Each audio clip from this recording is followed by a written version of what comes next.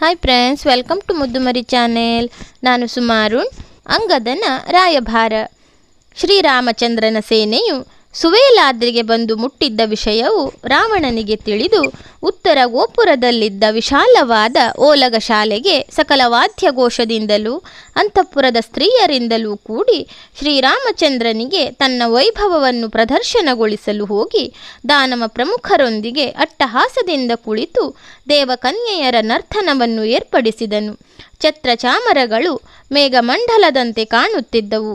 ದೇವತಾ ಸ್ತ್ರೀಯರ ಗಾನ, ನರ್ತನ, ವೀಣಾ ಮುಂತಾದ ಸಾಹಿತ್ಯ ನಾದನಗಳು ಸುವೇಲಾದ್ರಿಯವರೆಗೂ ಕೇಳಿಬರುತ್ತಿತ್ತು.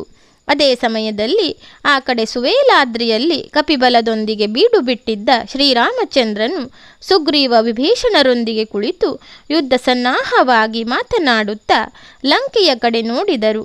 ಅನೇಕ ಸಹಸ್ರ ಛತ್ರಿ ಚಾಮರಗಳು, ವಿಧ ವಿಧವಾದ ವಾದ್ಯಗಳ ನಿನಾದವು, ನರ್ತನದ ಕಿರುಗೆಜ್ಜೆಗಳ ಶಬ್ದಗಳು, ಲಕ್ಷೋಪಲಕ್ಷ ದಾನವರ ಸಭೆಯು ಸೇರಿರುವುದನ್ನು ಕಂಡು ಶ್ರೀರಾಮಚಂದ್ರನು ವಿಭೀಷಣನನ್ನು ಅದೇನು ಆ ವೈಭವದ ಕೂಟ ಎಂದನು.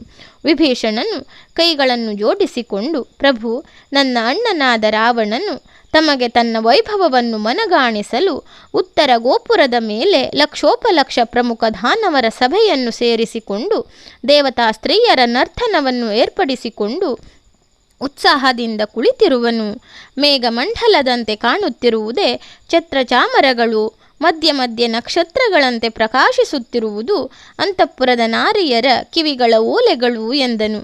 ವಿಭೀಷಣನ ಮಾತಿಗೆ ನಸುನಕ್ಕ ರಾಮನು ಧನಸ್ಸಿಗೆ ಅಕ್ಷಯ ಬಾಣವನ್ನು ಸಂಧಿಸಿ ಬಿಟ್ಟನು.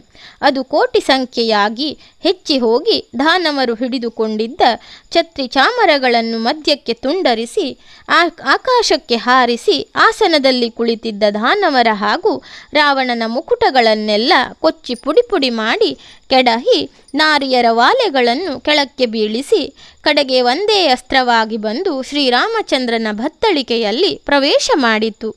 ಛತ್ರಿ ಚಾಮರಗಳನ್ನು ಹಿಡಿದುಕೊಂಡಿದ್ದವರ ಕೈಯಲ್ಲಿ ಬರಿದಂಡಗಳೇ ಉಳಿದವು. ಕಿರೀಟಗಳು ಕೆಳಗೆ ಬಿದ್ದು ಪುಡಿಪುಡಿಯಾದ್ದರಿಂದ ಎಲ್ಲರ ತಲೆಗಳು ಬೋಳಾದವು. ಸಾಹಿತ್ಯಗಳೆಲ್ಲವೂ ಮಧ್ಯಕ್ಕೆ ಕತ್ತರಿಸಿ ಬಿದ್ದಿದ್ದರಿಂದ ನರ್ತನವು ನಿಂತಿತು. ಅಂತಃಪುರದ ರಾಣಿಯರ ಕಿವಿಗಳಲ್ಲಿದ್ದ ವಾಲೆಗಳು ಕಳಚಿ ಕೆಳಗೆ ಬಿದ್ದುದರಿಂದ ಎಲ್ಲರ ಕಿವಿಗಳು ಬರಿದಾದವು. ಇಂತಹ ಅದ್ಭುತವಾದ ಅಸ್ತ್ರ ಪಾಂಡಿತ್ಯಕ್ಕೆ ಬೆರಗಾಗಿ ದಾನವರೆಲ್ಲರೂ ಶ್ರೀರಾಮಚಂದ್ರನ ಮಹಿಮೆ ಮತ್ತು ಅಸ್ತ್ರ ಕೌಶಲ್ಯಕ್ಕೆ ತಲೆದೂಗಿ ಮೌನವಾಗಿ ಅವರವರ ಮಂದಿರಗಳನ್ನು ಹೊಕ್ಕು ತಮಗೆ ಸಾವು ನಿಶ್ಚಿತವೆಂದು ನಿರ್ಧರಿಸಿಕೊಂಡರು. ಮರುದಿನ ರಾಮಚಂದ್ರನು ಸುಗ್ರೀವ, ಜಾಂಬವ, ವಿಭೀಷಣರನ್ನು ನೋಡಿ, ನಾವು ಶತ್ರುವಿನ ಪಟ್ಟಣಕ್ಕೆ ಬಂದು ಕಾಲವನ್ನು ವೃತಾಹರಣ ಮಾಡಬೇಕೇ ಎಂದನು. ಜಾಂಬವನು, ದಯಾನಿಧಿ, ಧರ್ಮದ್ವೇಷಿಗಳಾದ ದಾನವರಲ್ಲಿ ಯುದ್ಧವಲ್ಲದೆ ಬೇರೆ ಕಾರ್ಯವೇ ಇಲ್ಲವಾದರೂ ನಿನ್ನೆ ತಮ್ಮ ಅಮೋಘವಾದ ಅಸ್ತ್ರ ಪಾಂಡಿತ್ಯಕ್ಕೆ ರಾವಣನು ಜಯದ ಆಸೆಯನ್ನು ಬದಿಗೊತ್ತಿ ತಮಗೆ ಶರಣು ಬರುವ ಆಲೋಚನೆಯನ್ನು ಮಾಡಿರಬಹುದು. ಅವನ ಅಭಿಪ್ರಾಯವನ್ನು ತಿಳಿದು ಬರಲು ಕಾಲವನ್ನರಿತು ಮಾತನಾಡುವ ಚಾತುರ್ಯನಾದ ಅಂಗದನನ್ನು ರಾಯಭಾರಿಯಾಗಿ ಕಳುಹಿಸಿ ಮುಂದಿನ ಕಾರ್ಯವನ್ನು ಕಾಲಕ್ಕೆ ತಕ್ಕಂತೆ ಸಾಗಿಸುವುದು ಸುಗಮವೆಂದು ತೋರುವುದು ಎಂದನು. ಜಾಂಬವನ ಸಲಹೆಗೆ ಲಕ್ಷ್ಮಣ, ಸುಗ್ರೀವಾದಿ ವಿಭೀಷಣರು ಸಂತೋಷಗೊಂಡು ಅವನ ಅಭಿಪ್ರಾಯವನ್ನು ಅನುಮೋದಿಸಿದ ನಂತರ ರಘುಪತಿಯು ಅಂಗದನನ್ನು ಕರೆದು, ಸುಕುಮಾರ ಅಂಗದ, ಮುಂದಿನ ಕಾರ್ಯ ಸಾಧನೆಯು ಉಭಯರ ಕ್ಷೇಮಕ್ಕೂ ಹೊಂದಿಕೊಂಡು ಆಗುವುದಾಗಿದ್ದರೆ ಅದನ್ನು ಸಾಮದಿಂದ ಮೊದಲು ಕಂಡುಕೋ. ಅದಕ್ಕೆ ಸಾಧ್ಯವಾಗದಿದ್ದರೆ ದಾನಭೇದಗಳಿಂದ ಹೇಳಿ ನೋಡು. ಅದಕ್ಕೂ ಮಣಿಯದಿದ್ದರೆ ದಂಡೋಪಾಯಕ್ಕೆ ಪ್ರಯತ್ನಿಸದೆ ಬೇಗನೆ ಹಿಂತಿರುಗು. ಹೆಚ್ಚಿನ ಸಾಹಸಕ್ಕೆ ಹೋಗಬೇಡ, ಏಕೆಂದರೆ ಸುತ್ತಲೂ ಶತ್ರುಗಳೇ ತುಂಬಿರುವ ನಗರವದು. ಎಚ್ಚರಿಕೆಯಿಂದ ರಾಯಭಾರತ್ವವನ್ನು ಪೂರ್ಣಗೊಳಿಸಿಕೊಂಡು ಬಾ ಎಂದು ಆಶೀರ್ವದಿಸಿ ಕಳುಹಿಸಿದನು. ಜೈ ರಘುವೀರ ಸಮರ್ಥ ಎಂದು ಎದ್ದು ರಾವಣನ ಸಭಾಭವನ ಮುಂಭಾಗಕ್ಕೆ ಧುಮುಕಿದನು. ಅವನನ್ನು ಕಂಡ ದ್ವಾರಪಾಲಕರು ಕಿರುಚಿಕೊಂಡು ದಿಕ್ಕು ದಿಕ್ಕಿಗೆ ಓಡಿದರು. ಅಂಗದನು ರಕ್ಷಕರಿಲ್ಲದ ದ್ವಾರಗಳನ್ನು ದಾಟಿ ರಾವಣನ ಸಭೆಯ ಮಧ್ಯದಲ್ಲಿ ಬಂದು ನಿಂತನು. ಸಭೆಯಲ್ಲಿ ಕುಳಿತಿದ್ದ ಧನುಜರ ಹೃದಯಗಳು ಝಲ್ಲೆಂದು ಬೆದರಿ ತಟಸ್ಥರಾಗಿ ಅವನನ್ನು ನೋಡುತ್ತಾ ಕುಳಿತರು. ತಾನೆಂದೂ ನೋಡದೇ ಇದ್ದ ರಾವಣನ ಆಸ್ಥಾನದ ಶಿಸ್ತಿಗೆ ತಲೆದೂಗಿ ಸುತ್ತಲೂ ನೋಡಿ ಸಿಂಹದಂತೆ ಗರ್ಜಿಸಿದನು. ಆಗ ಎಲ್ಲರೂ ಬುದ್ಧಿಮನಗಳು ತಲ್ಲಣಗೊಂಡು ಎಚ್ಚೆತ್ತರು. ರಾವಣನು ಸಭೆಯ ಕಡೆ ನೋಡಿ ಈ ವಾನರರನ್ನು ಹಿಡಿದು ಬಂಧಿಸಿ ಎಂದು ಘರ್ಜಿಸಿದನು. ಆಗ ದಾನವರು ಬಂಧಿಸಲು ಎದ್ದು ಮುಂದಾದರು. ಅಂಗದನು ಚಲಿಸದೇ ನಿಂತು, ನನ್ನನ್ನು ಬಂಧಿಸುವ ಸಾಮರ್ಥ್ಯವು ನಿಮಗಿದ್ದರೆ ನಾನು ಬಂದ ಕಾರ್ಯವಾದ ನಂತರ ಬಂಧಿಸಿ ನಿಮ್ಮಲ್ಲಿಯೇ ಇಟ್ಟುಕೊಳ್ಳಿ, ನಾನು ಬೇಡವೆನ್ನುವುದಿಲ್ಲ. ಆದರೆ ನನ್ನನ್ನು ಬಂಧಿಸಿ ಎಂದು ಹೇಳಿದ ಆ ದುಷ್ಟನಾರು ಹೇಳಿ ಎಂದನು. ತನ್ನ ಬಾಲವನ್ನು ಬೆಳೆಸಿ ರಾವಣನ ಆಸನಕ್ಕಿಂತ 3 ಅಡಿ ಎತ್ತರಕ್ಕೆ ಆಸನವನ್ನು ಮಾಡಿಕೊಂಡು ಅದರ ಮೇಲೆ ಹಾರಿ ಕುಳಿತನು. ದಾನವರು ಸ್ತಬ್ಧರಾಗಿ ಕುಳಿತಿದ್ದರು. ಕಟ್ಟಲು ಬಂದವರು ಕಿರುಚಿಕೊಂಡು ಓಡಿ ಬಂದರು. ಆಗ ಪ್ರಹಸ್ತನು, ನೀನಾರು, ಬಂದುದೇಕೆ, ಮೊದಲು ಬಂದು ಹೋದ ಕಪಿ ಎಲ್ಲಿ ಹೋದ, ನಿನ್ನ ಹೆಸರೇನು ಎಂದನು. ಅಂಗದನು, ಈಗ ಬಂದಿರುವ ಅನಂತ ಕೋಟಿ ವಾನರರಲ್ಲಿ ನಾನೊಬ್ಬನು. ಮೊದಲು ಬಂದು ಹೋದ ಕಪಿ ಬಾಲವನ್ನು ಸುಡಿಸಿಕೊಂಡು ಬಂದನೆಂದು ಉಳಿದ ವಾನರರು ಸಿಟ್ಟಿಗೆದ್ದರು. ಅವನು ಎಲ್ಲಿ ಹೋದನೋ ನನಗೆ ತಿಳಿಯದು. ಆದರೆ ಈಗ ನಾನು ಬಂದಿರುವ ರಾಯಭಾರವು ಸುಗಮವಾಗಿ ಸಾಗದಿದ್ದರೆ ಉಳಿದವರ ಸಮಾಗಮವು ನಿನಗೆ ಆಗಿಯೇ ತೀರುವುದು ಎಂದನು. ಅದಕ್ಕೆ ರಾವಣನು ಕುಪಿತನಾಗಿ, ನೀನಾರು, ಬಂದುದೇಕೆ ಬೊಗಳು ಎಂದನು. ಅಂಗದನು ರಾವಣನ ಕಡೆ ತಿರುಗಿ, ಓಹೋ, ನೀನೇ ಆ ರಾವಣನಾಗಿರಬೇಕು. ನಾನು ಬಂದಿರುವುದು ಬೊಗಳುವುದಕ್ಕಲ್ಲ, ನಿನಗೆ ಹಿತವನ್ನು ಹೇಳಲು ಬಂದಿರುವೆನು. ಆದರೆ ರಾವಣನೆಂಬುವವರು ಬಹುಮಂದಿ ಇರುವರು. ಅವರಲ್ಲಿ ನೀನಾರು? ಅವರಲ್ಲಿ ಕೆಲವರ ಹೆಸರನ್ನು ನಾನು ಹೇಳುವೆನು, ಕೇಳು. ಕೈಲಾಸಗಿರಿಯನ್ನು ಎತ್ತಲು ಹೋಗಿ ಅದರ ಇರುವಿನಲ್ಲಿ ಕೈಗಳನ್ನು ತಗುಲಿಸಿಕೊಂಡು ಭೂಮಿಯು ಬಿರುವೆಯುವಂತೆ ರೋಧಿಸಿದ ರಾವಣನೊಬ್ಬನು. ಕಾರ್ತ್ಯವೀರ್ಯಾರ್ಜುನರೊಡನೆ ಕಾದು ಗೆಲ್ಲಲು ಹೋಗಿ ಸೋತು ಅವನ ಸೆರೆಯಲ್ಲಿ ಕರಗಿ ಸೊರಗಿದ ರಾವಣನೊಬ್ಬನು. ಶ್ವೇತದ್ವೀಪದಲ್ಲಿರುವ ಅಬಲೆಯರ ಸೌಂದರ್ಯಕ್ಕೆ ಮನಸೋತು ಅವರನ್ನು ಒಲಿಸಿಕೊಳ್ಳಲು ಹೋಗಿ ಅವರ ಕಾಲಿನ ತುಳಿತದಿಂದ ಸತ್ತವನಂತೆ ಬಿದ್ದು ಕಡೆಗೆ ತಲೆ ತಪ್ಪಿಸಿಕೊಂಡು ಓಡಿ ಬಂದ ರಾವಣನೊಬ್ಬನು. ನನ್ನ ತಂದೆಯಾದ ವಾಲಿಯ ಬಾಲದಲ್ಲಿ ಬಂಧಿತನಾಗಿ 4 ಸಮುದ್ರಗಳಲ್ಲಿಯೂ ಮುಳುಗಿಸಿ ಕಿಷ್ಕಿಂಧೆಯ ಉಪವನದಲ್ಲಿ ಬಿಸುಟುವಾಗ ಶರೀರ ವೇದನೆಯಿಂದ ಬಿದ್ದು ಹೊರಳಾಡಿ ಬಂದ ರಾವಣನು ಒಬ್ಬನು. ಮಿಥಿಲಿಗೆ ಶಿವಧನಸ್ಸನ್ನೆತ್ತಲು ಹೋಗಿ ಎದೆಯ ಮೇಲೆಳೆದುಕೊಂಡು ರಕ್ತಕಾರಿ ಬಿದ್ದು ಬಂದ ರಾವಣನೊಬ್ಬನು. ಪಂಚವಟಿಯಲ್ಲಿ ರಾಮ ಲಕ್ಷ್ಮಣರಿಲ್ಲದ ಸಮಯವನ್ನು ಸಾಧಿಸಿ ಕಪಟ ಸನ್ಯಾಸಿ ವೇಷಧಾರಿಯಾಗಿ ಬಂದು ಭಿಕ್ಷೆ ಬೇಡುವ ನೆಪದಲ್ಲಿ ಸೀತಾದೇವಿಯನ್ನು ಕಳ್ಳನಂತೆ ಅಪಹರಿಸಿಕೊಂಡ ಬಂದ ರಾವಣನೊಬ್ಬನು. ಇಷ್ಟು ಮಂದಿಯಲ್ಲಿ ನೀನು ಯಾವ ರಾವಣನೋ? ಮೂರ್ಖ, ಮೊದಲು ಬೊಗಳು, ಅನಂತರ ನಾನಾರೆಂಬುದನ್ನು ತಿಳಿಸುತ್ತೇನೆ ಎಂದನು. ಅವನ ಮಾತಿಗೆ ರೋಷಗೊಂಡ ರಾವಣನು, ಈ ಹೇಡಿಯ ಮಾತುಗಳಿಂದ ಇವನು ವಾಲಿಯ ಮಗನೆಂದು ತೋರುತ್ತದೆ. ತಂದೆಯನ್ನು ಕೊಂದವರ ಪಕ್ಷವನ್ನು ವಹಿಸಿಕೊಂಡು ಬಂದು ರಣಭಯಂಕರನಾದ ನನ್ನ ಆಸ್ಥಾನದಲ್ಲಿ ಕುಳಿತು ಮನಸ್ಸಿಗೆ ಬಂದಂತೆ ಮಾತನಾಡುತ್ತಿರುವ ಇವನ ತಲೆಯನ್ನು ಕತ್ತರಿಸಿ ಕೆಡಹಿರೆಂದು ದಾನವರ ಕಡೆ ನೋಡಿದನು. ಆದರೂ ಅಂಗದನ ಬಳಿಗೆ ಬರಲು ಹೆದರಿದ ದಾನವರು ಕುಳಿತಲ್ಲಿಯೇ ಮೌನವಾಗಿದ್ದರು. ಆಗ ಅಂಗದನು, ರಾವಣ, ನನ್ನ ಶಿರವನ್ನು ಕಡಿದು ತುಂಡು ಮಾಡುವಷ್ಟು ಶಕ್ತಿ ನಿನಗಿದ್ದರೆ ನಾನು ಬೇಡವೆನ್ನುವುದಿಲ್ಲ.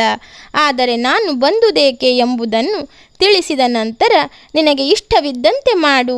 ಅದಿರಲಿ, ನಿನ್ನ ಮತ್ತು ನನ್ನ ತಂದೆಯ ಸಂಬಂಧ ಸ್ನೇಹದಿಂದ ಒಂದುಗೂಡಿತ್ತೆಂದು ನಾನು ಕೇಳಿದ್ದೇನೆ. ಆದ್ದರಿಂದಲೇ ನಿನ್ನ ಹಿತವನ್ನು ಬಯಸಿ ನಾನೇ ರಾಮಚಂದ್ರನನ್ನು ಕೇಳಿಕೊಂಡು ರಾಯಭಾರಿಯಾಗಿ ಬಂದಿರುವೆನು. ನೀನು ನನ್ನ ಮಾತನ್ನು ಕೇಳಿ ಮೃತ್ಯುಪಾಶದಿಂದ ದೂರನಾಗು. ಇಲ್ಲವಾದರೆ ಇನ್ನು 10 ದಿನಗಳಲ್ಲಿ ನಿನ್ನಂತೆ ಪರಸ್ತ್ರೀ ಲಪಂಠನಾಗಿದ್ದ ನನ್ನ ತಂದೆಯ ಬಳಿಗೆ ನೀನು ಹೋಗುವುದು ಸತ್ಯವಾಗಿದೆ. ನೀನು ಶ್ರೇಷ್ಠವಾದ ಕುಲದಲ್ಲಿ ಹುಟ್ಟಿ ಮೋಕ್ಷಧಾತನಾದ ಪರಶಿವನ ಆರಾಧಕನಾಗಿ ದೇವತೆಗಳನ್ನು ಲೋಕಪಾಲಕರನ್ನು ಗೆದ್ದು ನಿನ್ನ ಅಧೀನದಲ್ಲಿಟ್ಟುಕೊಂಡಿರುವೆ. ಅಂತಹ ಸತ್ಕುಲ ಪ್ರಸೂತನು, ಶೌರ್ಯಾಧಿಕನು, ಪರಶಿವನ ಆರಾಧಕನೂ ಆಗಿರುವ ನೀನು ವಂಶಧರ್ಮವನ್ನು ಬದಿಗೊತ್ತಿ ಜಗನ್ಮಾತೆಯಾದ ಸೀತಾದೇವಿಯನ್ನು ಕಳ್ಳತನದಿಂದ ಅಪಹರಿಸಿ ತಂದಿರುವುದು ಎಂತಹ ಹೇಯ ಕೃತ್ಯ ಎಂಬುದನ್ನು ಏಕೆ ಅರಿಯದೆ ಹೋದೆ? ಪ್ರೀತಿಯನ್ನು ವೈರ್ಯವನ್ನು ಸರಿಸಮಾನರಲ್ಲಿ ಬೆಳೆಸಬೇಕೆಂಬ ನೀತಿಯುಂಟು. ಅದನ್ನು ಬಿಟ್ಟು ನೀನು ಮಾಡಿರುವ ಸಾಹಸವು ಸಿಂಹದೊಡನೆ ನರಿಯು ವೈರ್ಯವನ್ನು ಕಟ್ಟಿಕೊಂಡಂತಾಯಿತು. ರಾಮನಲ್ಲಿ ವೈರ್ಯವನ್ನು ಸಾಧಿಸಿಕೊಂಡಿರುವೆ. ದೇವತೆಗಳಿಗೆ ನಿಯಮಾಕನೆ ಈಗ ಬಂದಿರುವ ರಾಮನೆಂಬುದನ್ನು ನೀನು ಮರೆತು ಅವನ ಪತ್ನಿಯನ್ನು ಅಪಹರಿಸಿ ಅವನಿಂದ ಮೃತ್ಯುವನ್ನಪ್ಪುವೆ. ಧನುಜೇಶ್ವರ, ನಾನು ನಿನಗೆ ಹಿತವನ್ನು ಹೇಳುವೆನು, ಅಹಿತವನ್ನಲ್ಲ. ಆಲೋಚಿಸು.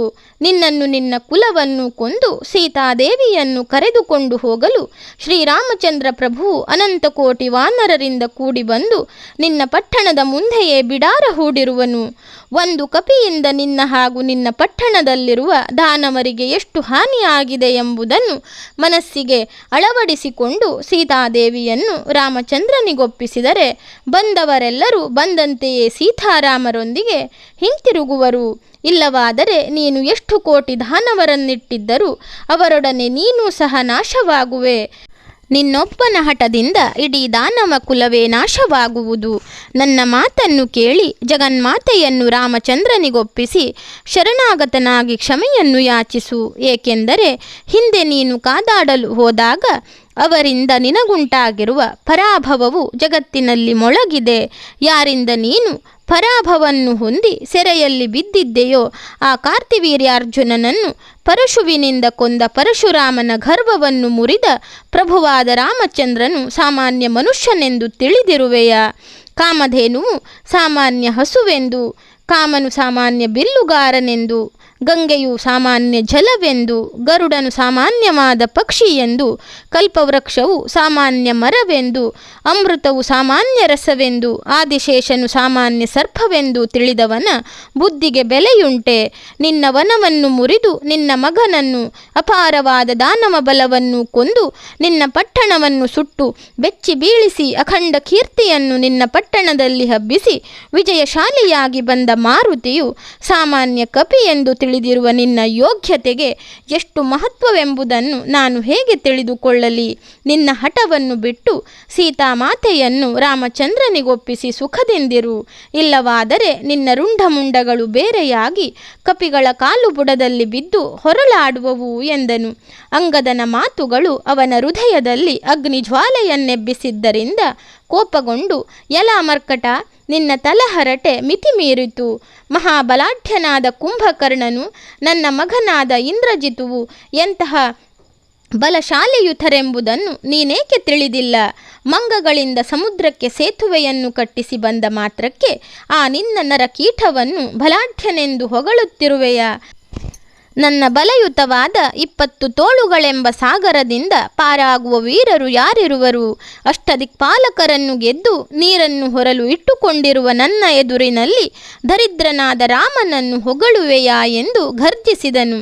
ಅಂಗದನು ರಾವಣನನ್ನು ನೋಡಿ, ರಾವಣ, ನೀನು ಬಲಯುತನೂ ಹೌದು, ಆದರೆ ನನ್ನ ತಂದೆಯನ್ನು ಕಾರ್ತಿವೀರ್ಯಾರ್ಜುನನನ್ನು ಕೊಲ್ಲಲಿಲ್ಲವೇಕೆ?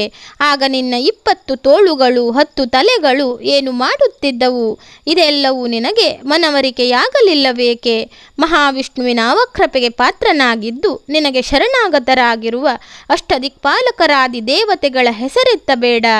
ಹಿಂದಿನ ಜನ್ಮದಲ್ಲಿದ್ದ ಮಹಾವಿಷ್ಣು ಕೃಪೆಯು ಈಗ ನಿನಗಿರುವುದಿಲ್ಲ.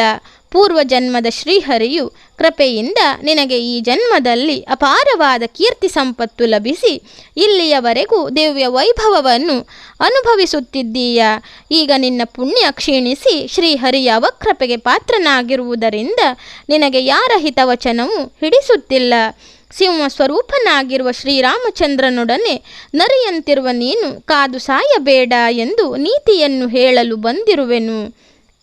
ಪರಸ್ತ್ರೀ ಲಪಂಠನಾದ ನಿನ್ನನ್ನು ವಧೆ ಮಾಡಲು ಪ್ರಭುವಿಗೆ ಮನವಿಲ್ಲದೆ ನನ್ನನ್ನು ನಿನ್ನ ಬಳಿಗೆ ಸಂಧಿಗೆ ಕಳಿಸಿರುವರು ಎಂದನು. ರಾವಣನು ಅವನ ಮಾತಿಗೆ ಉದ್ರೇಕಗೊಂಡು ಖಡ್ಗವನ್ನು ಹಿಡಿದು ಆಸನದಿಂದೆದ್ದು ಇಳಿದು ಅಂಗದನನ್ನು ಕೊಲ್ಲಬೇಕೆಂದು ಮುಂದೆ ಬಂದನು. ಅಂಗದನು ಅವನನ್ನು ಕಂಡು ಎದ್ದು ಅವನ ಸಭಾಭವನದ ಮೇಲ್ಛಾವಣಿಯನ್ನು ಹಾರಿಸಿ ಪುಡಿ ಪುಡಿ ಮಾಡಿ ಸಭೆಯಲ್ಲಿ ಕುಳಿತಿದ್ದವರ ಮೇಲೆ ಕೆಡಹಿ ರಾವಣನನ್ನು ಕಾಲಿನಿಂದ ಒದ್ದು ಕಿರೀಟವನ್ನು ಕೆಳಕ್ಕೆ ಕೆಡವಿ ಹಾರಿ ಸುವೇಲಾದ್ರಿಗೆ ಬಂದು ಮುಟ್ಟಿ ಶ್ರೀರಾಮಚಂದ್ರನ ಚರಣಗಳಿಗೆ ನಮಸ್ಕರಿಸಿ ನಿಂತು, ಪ್ರಭು, ರಾವಣನು ಸಮಾಧಾನ ಭೇದಗಳಿಗೆ ಬಗ್ಗನು.